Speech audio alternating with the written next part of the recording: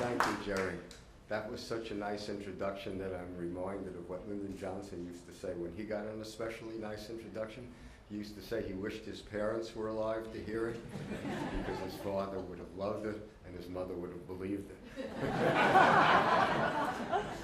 But tonight, of course, Amy asked me to talk about the history of Randall's Island, which is, of course, in large part the story of the Triborough Bridge and Robert Moses, who built it. You know, his office was on Randall's Island. He had 12 different offices because he headed 12 different agencies. But he didn't like most of the other offices, like the one at the Arsenal Central Park, because he had to get it to it through on a staircase that other employees could use. And they talked to him. And Robert Moses didn't like people talking to him unless he wanted to talk to them. So he stayed on Randall's Island, and I would interview him there. You had to see this. His office was right under the toll booths, and in fact, the wall behind him was glass. You could see the toll booths right behind him. But when you got off the elevator on that floor, you reached the office by walking down a corridor. Well, it's longer, a lot longer than this room, all the way to the back. And it was lined on both sides by these beautiful scale models of everything he ever built. The bridges, the Robert Moses Power Dam at Messina, the Robert Moses Power Dam at Niagara. So you walk down, and the doors to his office would be open. He'd be sitting behind this huge, round, polished desk. So you'd be walking down to see Robert Moses surrounded by his monuments. I later realized that that wasn't even true of Randall's Island. That wasn't only true of Randall's Island, because his summer home was at Gilgo, a little community on Long Island beyond Jones Beach towards Fire Island. And he lived in a very modest house there. But what he had done was he had ripped out 2 of the walls in the living room and replaced them with picture windows. Between the picture windows, he had this big black leather chair. What you saw out the right picture window was the tower of Robert Moses State Park. What you saw out the left window was the Robert Moses Causeway, and there in the center talking to you was Robert Moses. Of course, when I talk about that I talked to him, I have to say, you know, it was only a brief time that I talked to him. For most of the 7 years I was working on this book, he wouldn't speak to me at all. In fact, I use the word talk instead of interviews because they weren't really interviews. Because an interview is sort of an exchange where somebody asks questions, and he really didn't want any questions. You know, they were monologues. And as soon as I started eventually there came a point when I had to start asking him questions because a lot of what he was telling me didn't square with what I was finding in the written record. And as soon as I started asking questions, that was the last time the interview ended, and that was the last time I ever saw him. So the Triborough Bridge, the story of the Triborough Bridge, you know, is in a way, in every part of it, a story of political power. In fact, every time you use it, although you may not know it, you're getting a little taste of political power. It's having an impact on your lives. The next time you drive up the FDR Drive, look to the right in Queens. You'll see that the bridge comes down in Astoria opposite 100th Street. So therefore, why are you driving up to 125th Street and then having to come all the way back? Of course, for those of you who've read The Power Broker know, and for those of you who haven't, the test is Tuesday. The reason is that William Randolph Hearst then owned 3 New York newspapers. And he also owned a really large block of low-rent brownstones at 125th Street between 2nd and 3rd Avenue. They had once been very profitable for him, but now it was 1934, it was the Depression, they weren't profitable. He wanted the city to take them off his hands. And the price of his support for the Triborough Bridge was that they condemned those buildings for that end of the Triborough Bridge. So every time that you drive, I once clocked that it's like 25 blocks up and 25 blocks back, but there's also, it's just over 4 miles. So every time you drive that extra 4 miles, you're getting a little taste of political power. You know, there's a lot of other things you can't see. To most of us, a bridge is a structure. To urban planners, a bridge is a transportation device. But to Robert Moses, because he was a genius in the use of political power, a bridge was power. Triborough is a very good example of that. The insurance premiums for the bridge, you know, this was in the days before terrorism. Nothing happened to bridges. The Triborough Bridge wasn't ever going to fall down. So that whatever insurance company got the policies on the physical structure would really have to do no work. In fact, there was a memo in Moses' files from an aide of his named George Spargo saying, you know, in all the 32 years since it's been opened, no claim has ever been submitted. So the companies, the insurance companies would make a profit, and whoever the brokers were, this was very lucrative business for them. And Moses would parcel out the insurance policies on a very exact ratio to their political power. For example, I found a memo in a file in which he says just this: Stanley Steingart, the boss of Brooklyn, controls 12 votes in the legislature, or whatever the number is. Let's give him 12% of the insurance policy. Mallory Stevens of Buffalo controls 4 votes, so we'll give him 4% of the policy. A bridge is power in so many different ways. Bridge is power for the unions, the union leaders, and the jobs that it provides. It's the power for the underwriting firms who get to underwrite the bonds, because that was then a very lucrative thing for underwriters. It's a source of power for a source of income for banks who get to keep the revenues while the bridge is being constructed, and the toll revenues. For lawyers who work on it, for the public relations men that are hired for it. The list would go on forever. So if you have a bridge like Triborough, you can use the revenues from that bridge to influence the legislature to approve other projects of yours. And if you look at Moses' career, that's a drastic oversimplification, but it's an example of what he saw in a bridge that most other people didn't see at all. But of course, the Triborough Bridge is also used. When you talk to Moses, you saw this incredible mind. You know, I was a kid when I started doing these books. That book. I thought I knew. I was a reporter. I had won really some very minor journalistic awards, but when you're in your, whatever I was, in my 20s, and you win anything, you really think you know everything about it. And I thought I was really explaining political power to people. And from the moment I got to see him and he started talking, I realized I didn't understand anything about political power at all. Part of it was this pragmatic genius. He never forgot anything. I was asking him once about the vote to approve Jones' speech, and without a pause or beat, he said it was 8-7 against us in Assembly Ways and Means. He said, but the swing vote was Stevens of Cattaraugus County, and Stevens had a mortgage on his farm, and the mortgage was held by the First National Bank of Rochester, and the way you get to the First National Bank of Rochester was so-and-so. So the vote became 8-7 our way. So you saw this pragmatic aspect to him, but you also saw something else. In each of his offices, he had this huge map, about this size actually, of New York and New Jersey and Connecticut, Westchester, because Robert Moses saw it all as one entity. And when he started talking to you, although he was then in, I think he was 78 when I started the book, he would jump, or he would get so excited, and he would jump up, and he would, and he used to use these long yellow pencils with erasers that some of us will remember. And he said, can't you see there ought to be a highway here? He says, and the parks will go here. And he was like a kid. And you saw him gesturing with this pencil in front of this huge map. And I remember thinking, you know, we think of genius as a Picasso standing in front of a canvas, or Beethoven making notes on a musical manuscript. But this is another kind of genius. It's the genius of the city shaper who sees this whole metropolitan area, the greatest city in the Western world and its environment.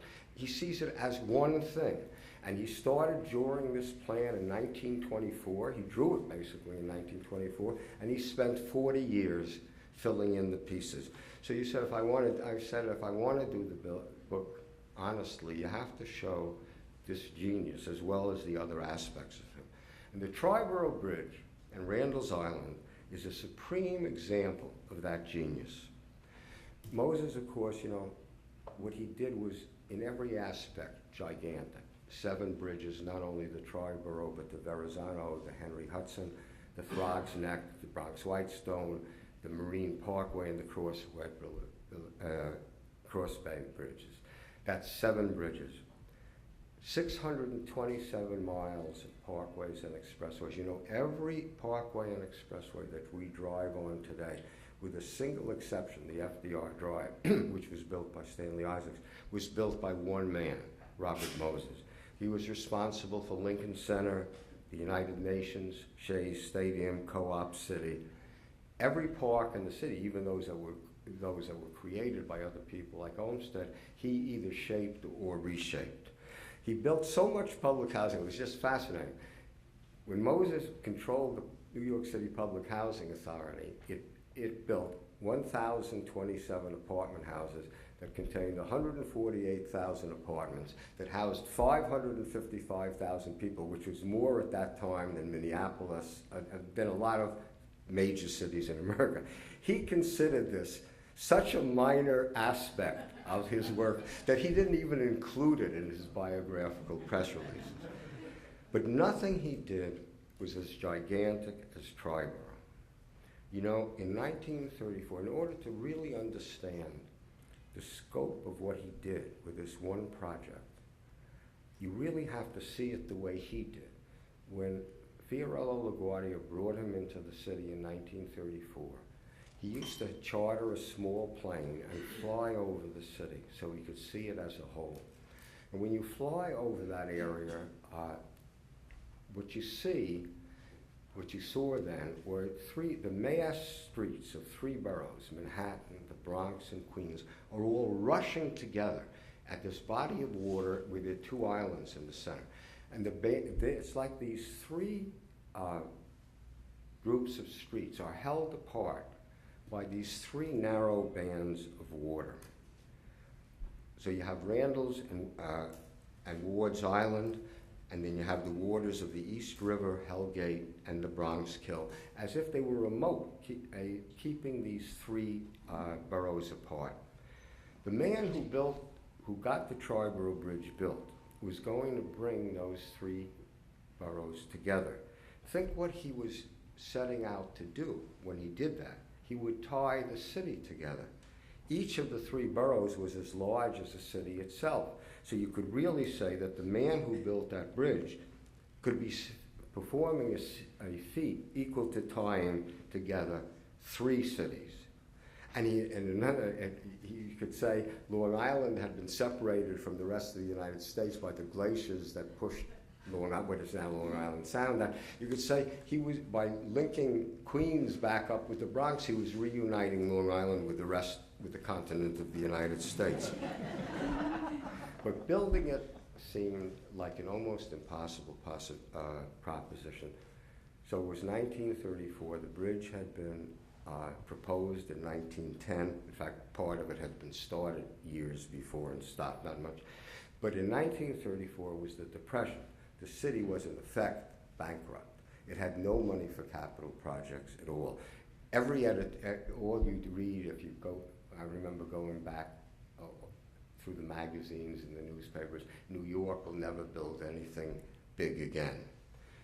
And when you looked at Randall's Island, what you saw there were garbage dumps, potter's fields where people were buried who didn't have anyone to bury them, a municipal sewage disposal plant, and these institutions: the City Hospital for the Feeble-Minded and Tubercular, the House of Refuge of the Society for the Reformation of Juvenile Delinquents, the Manhattan State Hospital for the Insane. And the scale, so it seemed, how were you going to get anything built on these islands? And the scale of what he was doing was so immense, it was hard to grasp. You have to think of it, you say, the Triborough Bridge is not one bridge, but it's 4 bridges. It's the vertical lift bridge that connects Manhattan to Randall's Island. It's the causeway between Randall's Island and Ward's Island. And it's the suspension bridge over to Queens, and then there's the other fixed vertical bridge leading to the Bronx. 4 major bridges. How big are these bridges? You say the anchorages of the Triborough Bridge, the masses of concrete in which its cables would be embedded, would be as big as any pyramid built by an Egyptian pharaoh. Its roadways wider than the widest roadways built by the Caesars of Rome. To construct those anchorages and to pave those roadways, just the roadways of the bridge proper itself, not the approach roads, would require enough concrete to pave a 4-lane highway from New York to Philadelphia, would require enough concrete to reopen depression-shuttered cement factories from Maine to Mississippi. To make the girders on which that concrete would be laid, depression-banked furnaces would have to be fired up at no fewer than 50 separate mills in Pennsylvania, steel mills in Pennsylvania, to provide enough lumber for the forms into which that concrete would be poured. An entire forest would have to crash on the Pacific coast. It was like the entire continent was involved in one way or another in building this bridge. The fabrication, the different parts of it was carried on in 134 cities in 20 states. So this was in the midst of the Depression, and the economic impact on the country was immense. And what are these bridges, these 4 bridges? The bridge between Manhattan and Randall's Island is the largest vertical lift bridge on the face of the earth. Its 2 towers have to support a steel deck which is 2,200 tons, which is long, and it's longer than a football field. It's wide enough to support a 6-lane highway, 2 sidewalks on the side, and a broad median safety island. That's going to hang between these 2 towers. And large ships then had to pass up that river. That's the Harlem River. So you had to be able to raise this immense thing 80 feet in the air. So the towers had to contain engines huge enough to do that. So you say that suspension bridge is one of the largest suspension bridges in the world. The anchorages of it contain enough wire to circle the bridge twice. So you say, what would you have seen then if you, let's say you had an apartment on the East River once Moses started it. If you look north to Randall's Island, you would have seen these immense cranes. People told me they sort of looked like dinosaurs with their long neck, moving back and forth on the island. You could vaguely see underneath them, dimly see underneath them, masses of men, because more than 5,000 men were working at this bridge at the same time. The pounding of the pile drivers, which seemed never to stop, and it didn't stop because Moses was working these men 24 hours a day. And then you would start to see, rising from the little bridges on the left of Ward's Island and curving to the right across the island in a gigantic curve, a highway. A highway was being bolted into place in the sky.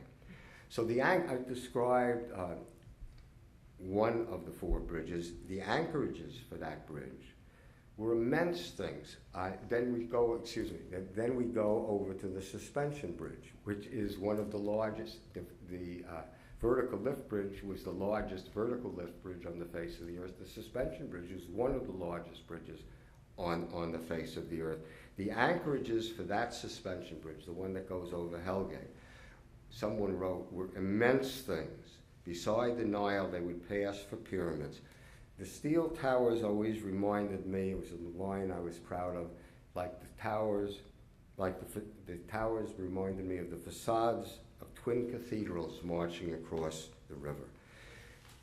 As you were looking out your window, up the East River would come entire squads of barges, 10 or 12 barges, lashed together with heavy steel lashings, because what they were bringing up was the deck, the girders that had to hold this vertical lift bridge. The girders were as large as a 10-room ranch houses.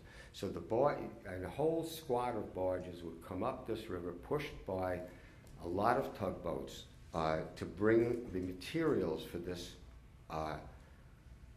bridge, bearing to the waiting cranes the specially fabricated steel girders that have been fabricated across the United States that would bridge the roadway girders. And of course, the Triborough project wasn't just the bridge, because you needed approach roads to those bridges. There were no broad avenues, no broad roads approaching. You would have to widen 4 miles in the Bronx. If I remember this, it's been a long time since I wrote this. Whitlock Boulevard and Easton Parkway. So, in Queens, you had Astoria. These were not empty areas. These were settled areas with stores, small factories, homes, garden apartments. There was no vacant land there.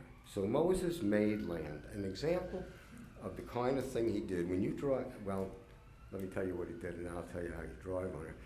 So when he looked at Astoria, you really had a problem, because that was so densely built up around the area of Jackson Heights. So what he did was he had these huge pile drivers mounted on barges come into the bay about 60 feet offshore, and they would pile steel bulkheads into the bay. That's Flushing Bay. Then strings of barges, endless strings of barges, would bring sand up from the rockways, because he was in charge of the rockways, and it was easy for him to have this done. They would make their way up the East River, through the Hell Gate, and into Flushing Bay, and dump the sand behind the bulkheads. Then he would have stone and gravel from Queens and from Long Island, and whole convoys of trucks would rumble across Queens to the site, heave up their backs, and slide the stones in with the sand. And on top of this, he built the 6 lanes that would allow the Grand Central Parkway to circle Jackson Heights for more than 2 miles before plunging back into Astoria at the last moment. So what you're driving at is, when you're driving on that road, wasn't even there before the Triborough Bridge. As far as parks was concerned, he noticed that once you had Randall's Island, you had Ward's Island. Off to the right, you had a sandbar. There was a body of water, and then there was a sandbar, which Moses filled in the water, built up the sandbar, called it Sunken Meadow, and he had 50 additional acres for parks. So he felt if he could join those acres to the city, if he could get rid of those hospitals, finance the bridge, you wouldn't have to do what he had been doing as park commissioner before. He wouldn't have to be fighting for a vacant lot, which might be 1/3 of an acre. He wouldn't have to find something where you could have a half of a basketball court. He wouldn't have to talk about little things like that anymore. You could have football fields and soccer fields and baseball diamonds there. You know, Robert Moses would always try, because he was a genius, if he was building an urban renewal project or a highway, which people didn't really want, he would always try to have parks attached to it, because he used to say, when you build a park, you're on the side of the angels. And he was the side of the angels. He is the side of the angel, because what is a park? What are these neighborhoods around the Triborough Bridge? The South Bronx was as poor then as it is today. Harlem was Harlem. So you were in one stroke providing for the people, for the tens of thousands of poor children, playing fields. In this one stroke, if he could do this one project. I saw in your literature, which is thrilling to me, that 14,000, you call them under-resourced children, use the park, but just 14,000 under-resourced children.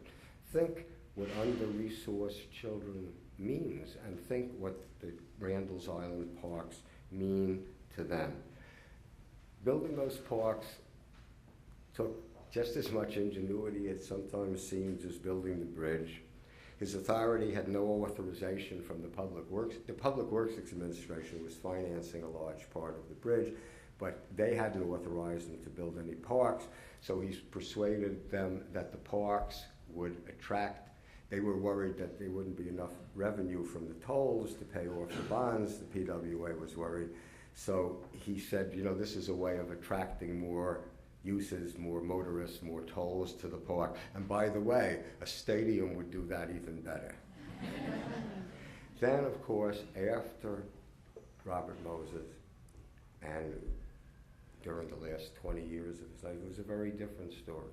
And Randall's Island, like the rest of the New York City park system, not many people here are even able to remember that, I don't think, fell into decades of disrepair.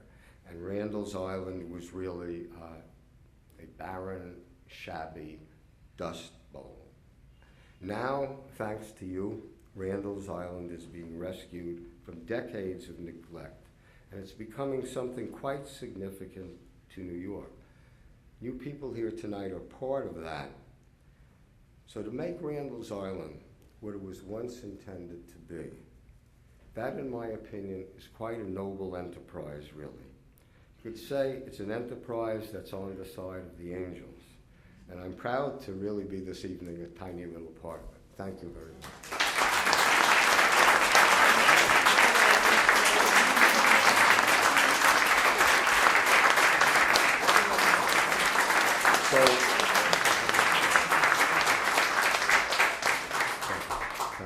So I'm happy to take questions about anything you want. Robert Moses, could be even Lyndon Johnson. But if anyone has any questions, I'm happy to answer them. Yeah, yes, sir. We know about Moses' interest in swimming pools. Yes. Much of that dated from his own college experience at Yale, where he was involved with the swimming team, I think as a manager. Did he ever contemplate for Randall's Island any swimming opportunities?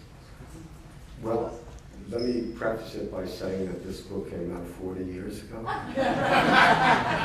I think I once knew the answer to that question. I'll say, as best I can remember off the top of my head, no. But of course, at either end, you have your the huge Astoria pool, and then on the other side was the Corona pool and the Thomas Jefferson. But I don't remember one specifically. Yes, sir. How many different posts did he hold at the same time in those agencies? Well, he had 12. I don't think I can remember them all. He was the New York City. Well, I'm going to fail. New York City. He was New York City Park Commissioner. He was the New York City Construction Coordinator. He was the chairman of the Long Island State Park Authority. He was the chairman of the State Council of Parks. He was the head of the Triborough Bridge Authority, the Henry Hudson Bridge Authority, the Bethpage Park Authority, the Marine Parkway Bridge Authority, the Cross Bay Authority, oh, and the New York State Power Authority. That's still only 10. And you don't want me to stand up here while I try and figure out. You get the idea. He had salaries for all of those, right?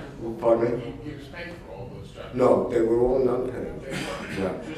Robert Moses never took a penny of public money as salary. Wow. Yeah. Yes, sir, yes. In his mind, how were people supposed to get to Randall's Island? I can't do my head. In Robert Moses' mind, how were people to get to Randall's Island? Well, that's the other side. It's a very good question. And it's the other side of Robert Moses. You know, he originally only wanted people to be able to get there by car. Because poor people didn't have cars. And as those of you who read the book know, he went to incredible lengths to keep poor people in particular, because he was the most racist man I've ever talked to. in particular blacks and Puerto Ricans at that time, from using his park. Like at Jones Beach, the Long Island Railroad wanted to build, in the 1930s when they opened, and the Triborough Bridge, poor people didn't have cars, so they could get to Jones Beach by mass transit.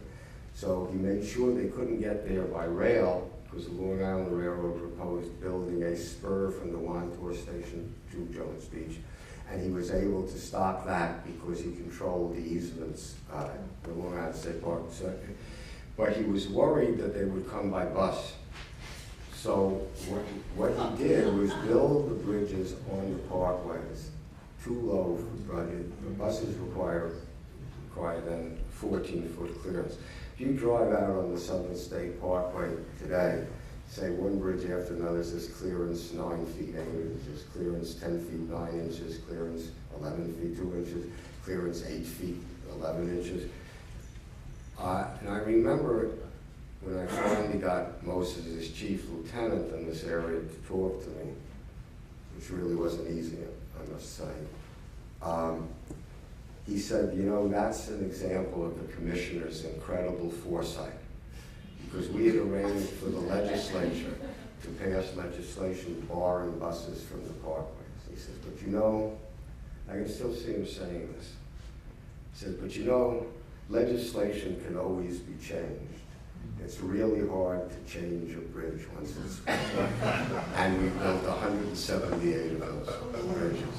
So I remember my wife Ina and I wanted to see, so when we started to do this book in the late 1960s, I wanted to see how that policy had worked, because it was now 35 years since Jones Beach had opened.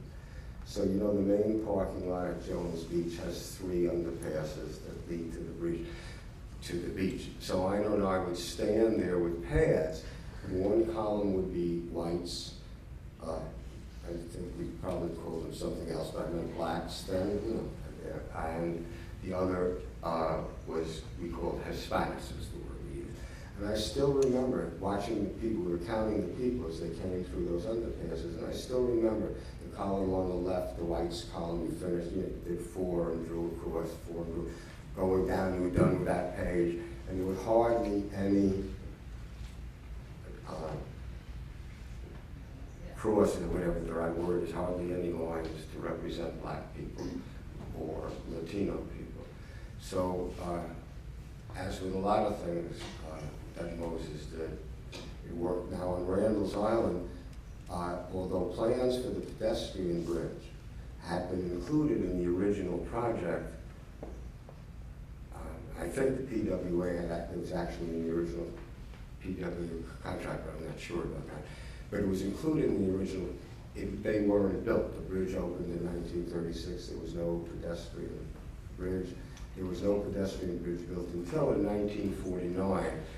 There was such public notice of this fact that you couldn't get to the bridge. You couldn't get to Randall's Island from Harlem except by walking on that. He finally built it. That's about what I remember about that. Yes. Yes, yes. Did Moses and Johnson ever cross paths? Besides through Mr. Caro. They met once. Johnson came up to dedicate in 1964 the United States Pavilion at the New York World's Fair. There's a terrific scene, but I haven't written it yet. It's in the book.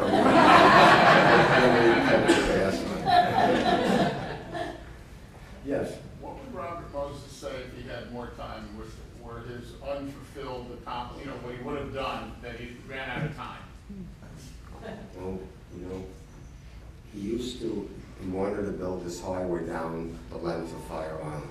The highway would in fact have been sucked from the Robert Moses Causeway all the way to the end of Fire Island and come back at the end back to the moon. The highway would have been wider in not a few places than the island itself. But he was determined to do it. And when I would interview him out there at Gilgo, because you know, he was like a kid when he would talk about things. And I remember him grabbing my arm with really steel grip, pulling me out on the deck, and pointing over the firearm and saying, I can't do it. He had this gesture, this was his gesture. He said, can't you see there ought to be a highway there? You know? So he was stopped at the last minute from doing that. And then he was going to, the Marshalloux Parkway was ideal because it was wide enough for 8 lanes. So he was going to build an 8-lane highway from the Henry Hudson Parkway, basically. He had, you know, Moses, when he, in 1924, when he was only 36 years old, basically drew a plan that had all the roads that we think of today, all the parkways, the Northern State, the Southern State, the Meadowbrook, the Wantour, all the expressways, the Cross Rocks, the Brooklyn Queens, the Gowanus. He had ideas for all those and the bridges. So that was in 1924. So now it's 1968 when I'm talking to him and when he's finally being removed from power. And he still had a lot of his plan for New York that wasn't carried out. You know, we think most dramatically of the Lower Manhattan Expressway, which was stopped at the last moment. Anytime you go down there, you think he wanted to build an 8-lane highway at the height of the 3rd story across Manhattan Island, demolishing what we now think of as the cast iron district and Soho. He wanted to build another highway of the same type at 34th Street between the Queens Midtown Tunnel and the Lincoln Tunnel, and he wanted to build one at 125th Street. He had all these projects which was stopped only because he was removed from power. And at the time that Power Broker was published, when I think he was 82, but I might be wrong, he was really fighting to get that power back.